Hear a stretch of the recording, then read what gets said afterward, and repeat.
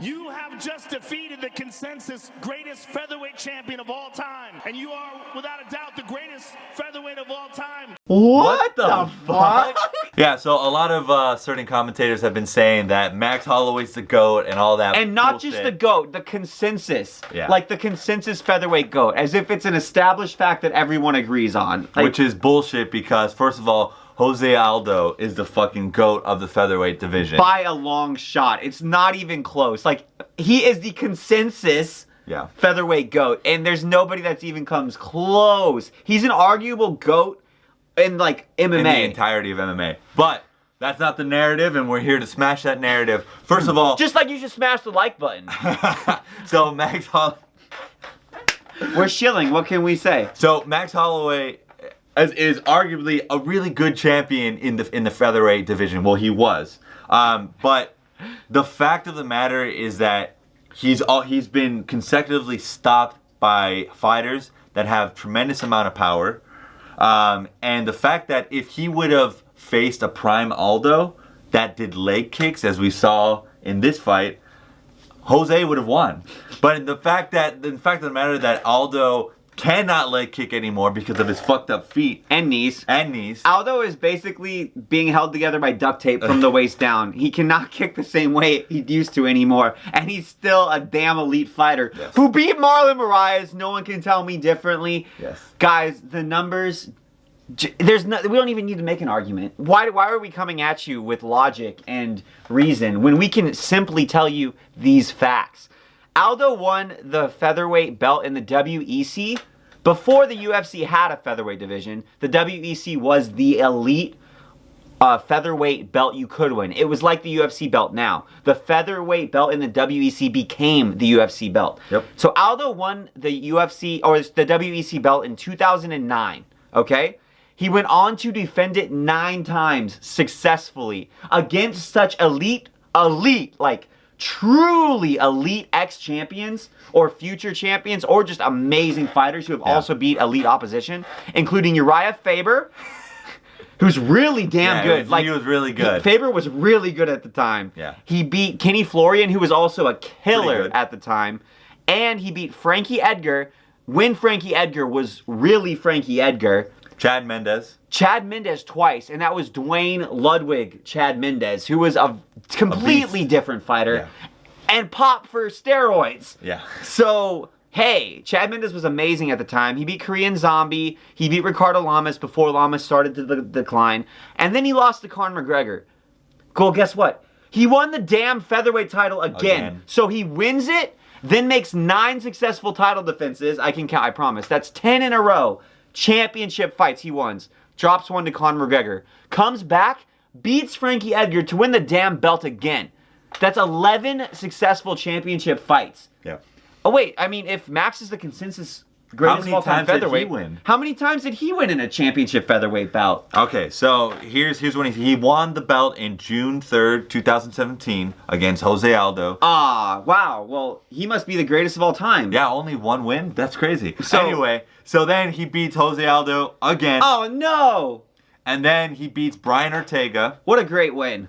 And then he lost against Dustin Poirier in 155. It was up at 155. Let's give him that. He still must be the consensus greatest of all time featherweight, right? And then he beat Frankie Edgar not too long ago. That's 4. In July. And he lost to Alexander. Oh, wait. The greatest of all time? Did you skip some fights? Because that's 1, 2, 3, 4. Surely 4 must be greater than 10. Actually 11. Yeah. So, a consensus, we do have. Yeah. We do have a consensus. The consensus is Jose Aldo is by far the greatest of all time featherweight. Now, that's not to say Max's career is not over. Yeah, it's not older. I mean, he's only 28 years old. He's only 28. Maybe he'll come back and we'll go on another streak at featherweight. And here's the thing. I think that Max can still, if you looked at our breakdown of his fight, which we're releasing, he can beat Alexander Volkanovski and continue on his tear. But he is definitely not the consensus greatest of all featherweight.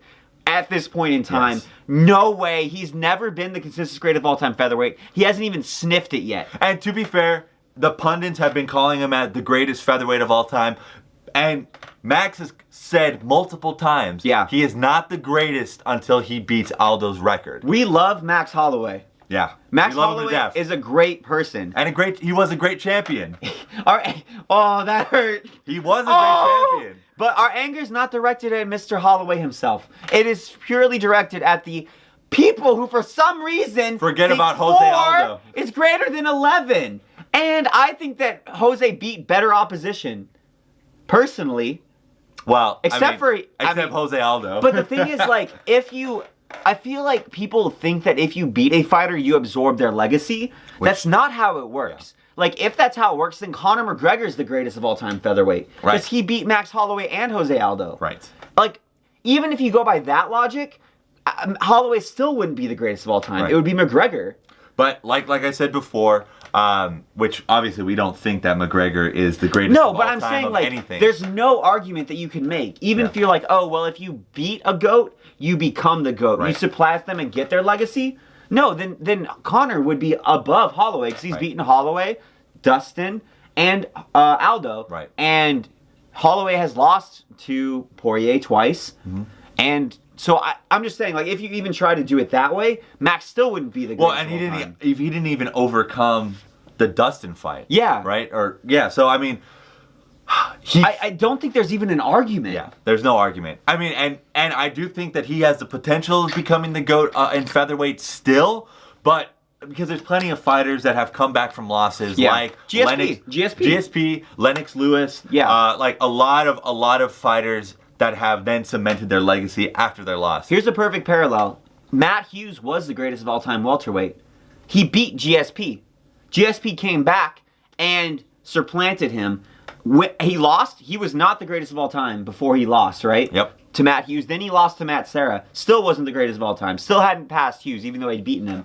Came back to win the belt and went on a string of title defenses and became, I think, the greatest of all time MMA fighter, but definitely the greatest of all time welterweight. Yep. Now, Max has the opportunity to do the same thing, but we can't give him credit for something he hasn't done yet. Absolutely. And there should not be a narrative. People need to pay Jose Aldo the respect he deserves, and I think he is the most underrated fighter, I think, ever, as far as legacy goes. People undervalue his legacy like nobody else. Just because he got knocked out in 13 seconds. By Conor, yeah. But they ignore the fact that he had been a pro fighter. Like, he was already, I'd say he was in his prime, but that was the end of his prime. Yeah. And he still came back and beat Frankie Edgar. He still came back and beat Chad Marlon. Mendes. And he beat Chad Mendes twice. He also did beat Marlon Moraes after almost getting knocked out. Bantamweight. Yeah.